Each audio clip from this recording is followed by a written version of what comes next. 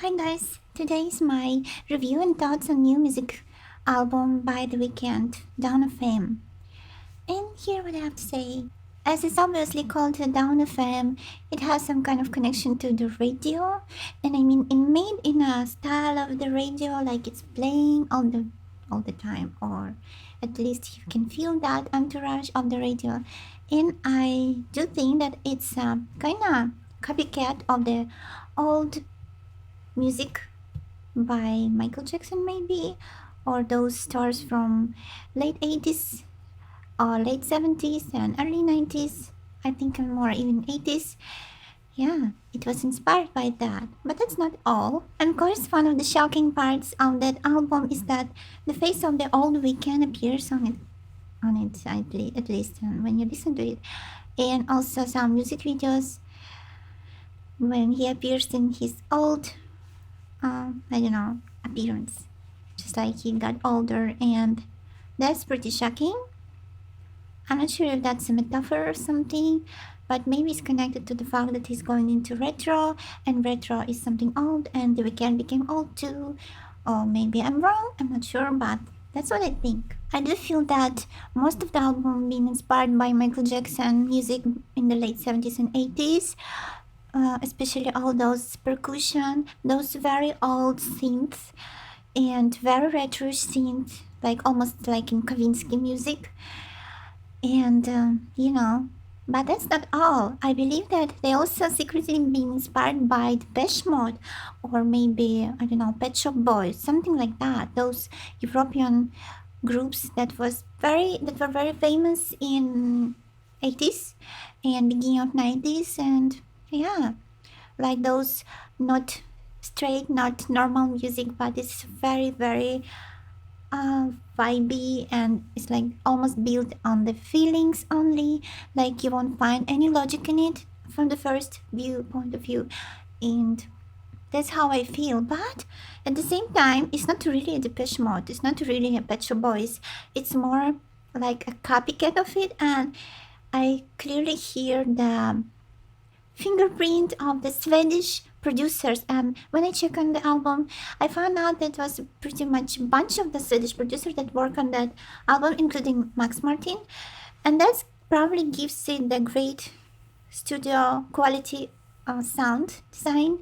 I mean, sound quality, like always Max Martin does. But at the same time, I feel that it's that very artistic inspiration became wrapped up in that strong hand of the experienced producer of pop. Like for the years, for more than 20 years, he's been making and making and making hits, and sometimes they even look like they looks alike. They kind of similar to each other. When you try to listen to it straight one by one, you will find a lot of similarities. Yes, there's a bit difference between the era of his music, but there is something really clearly similar. And you always, if you're maybe a fan of music, or maybe you're a meloman, or maybe you're a musician, you would probably clearly hear that fact. And I feel like because of that, it's not really relaxed and absolutely artistic music like for Depeche Mode. It's more like math, kind of like that. And that's why I think that they will never beat Depeche Mode or those legends, even in this kind of approach. Whatever, I think so. Anyway, still the music is good. Though I like the previous album more than this. I think this album is a big hard try. If you compare it to the previous, I think previous was much more relaxed, much more artistic than this. And anyway, it's a good sample of retro, but very enhanced retro sound, like all those instruments that they're using. And I think that's a good thing to listen to sometimes, especially for professional musicians, if they like to be inspired, or maybe they want to take a new view to the old music. Like you don't need to go to listen to all the old artists, but you're just taking this extracted enhanced retro sound in the Weeknd new album and listen to it, and that will give you some kind of experience maybe from that too. So that's great, I think, part in it. About music videos, I don't know what to say, they're kind of strange. They also maybe totally inspired by the Michael Jackson Thriller or Billie Jean music videos, and if you will watch one of them, you probably will understand what I'm talking about because it's so obvious. Like you cannot say it's not like that. It's just like that. It's so true. So yeah. And for example, the song "How Do I Make You Love Me," that's clearly Depeche Mode, Pet Shop Boys, mix it with that 70s, 80s transition to 80s retro instruments, and this is so clear. Uh, maybe some people would try to compare this album to latest work of Bruno Mars, but I won't do so because I think Bruno Mars is a very different artist from The Weeknd. He's much more inspired. He's much more artistic in the freedom, in his freedom and the artist in his art. I don't feel like he's trying to catch up the success of his previous albums. He's just doing and really enjoying what he does. He really go deep into the retro, but it's not really so polished like the Weeknd music. I mean, sometimes polished is okay, but not always, and that's what I don't really so much like about the Weeknd album.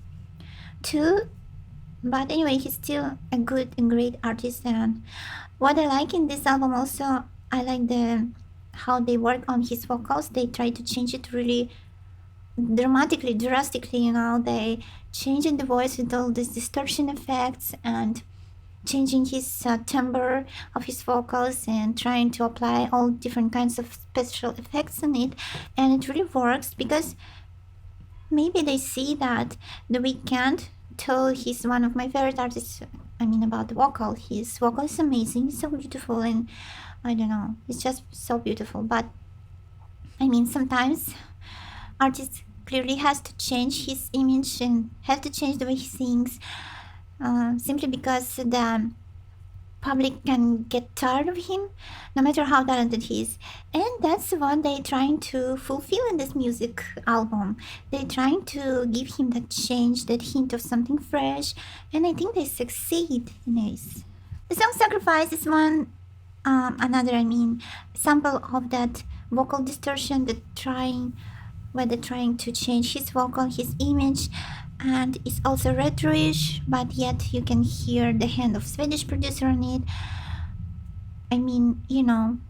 Swedish producer, they kind of different from all others. Like when Weeknd came up with that song Starboy, and it was shared with the Daft Punk, the production was shared with them. Daft Punk's French do it, and you can really hear that they are not Swedish. They kind of more spontaneous. They kind of more into the fantasy, while Swedish producer, they usually more polished, more like like in the army, they just straight up and doing their work. Maybe because of the kind of a bit cold attitude, and that's a good thing in some point also, and sometimes it works great for the good. So yeah, Out of Time songs, it's kind of very, very 80s style. It's just like those I don't know, those groups from 80s. I don't really remember their names. Maybe Earth, Wind and Fire or something like that. Or maybe I can't really remember right now those very famous groups. But they work in very similar genre, and it's a beautiful song, and it's just a tribute to me for 80s pop music. Yes, I think so.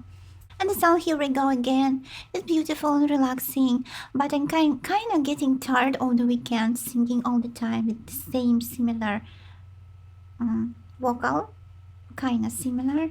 I don't know how about you, but that's how I feel. But still, it's a good song to relax to, I think. The song "Best Friends" is good to me. I like it because it's danceable and it's very clear. I don't know. It kind of stands out from others in this album, and it's melodically so good, and I just like it. I don't know.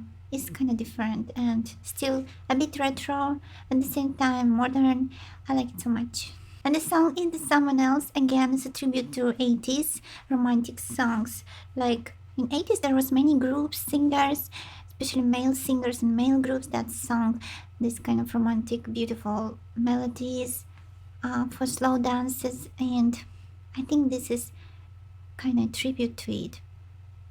I don't think this music has been popular ever since, like lately, but maybe they will return that fashion back from this very long time ago. But the song is great and beautiful. I mean, I like the melody, and that's it. When I like the melody, I like the song more usually. So this melody is just great, I think. This is one of the quality in the song that should be valued the most, I think. The song I Heard You Married is just like the early solo career of Michael Jackson, like Billie Jean, those maybe Just a Good Friends song, or I don't know, some of those fun songs that Jackson sang in his early solo career. This when he didn't yet came too close to the new Jack Swing genre, and kind of transition from his previous genres to this new Jack Swing in between, and that was his one of his golden era, and I think this song was inspired by that so clearly. And the song Don't Break My Heart almost sounds to me like it was sung by Dave Gahan from Depeche Mode, just like absolutely copy when he was young, like in the end of 80s, when it was his golden era and he was so famous frontman, and that's his, just like it was his younger voice and he's singing it. I don't know whether it was made with intention or not, but that's how I feel. And I think in the music the most important is the impression that it makes to the people, that the music gives to the people. So if that's impression on me, maybe other people also feeling that way, or maybe they guessing something. Obviously they did it on purpose, I think. So yeah, that was my short review and thoughts on new album by The Weeknd. And let me know what you think, guys, in the comments. Interesting to listen to it and to know about what you think, because I love the art of the music of The Weeknd. I always enjoy listening to him and watching his music videos. So yeah, I hope you liked this video. Don't forget to share, like, subscribe, and see you. Bye.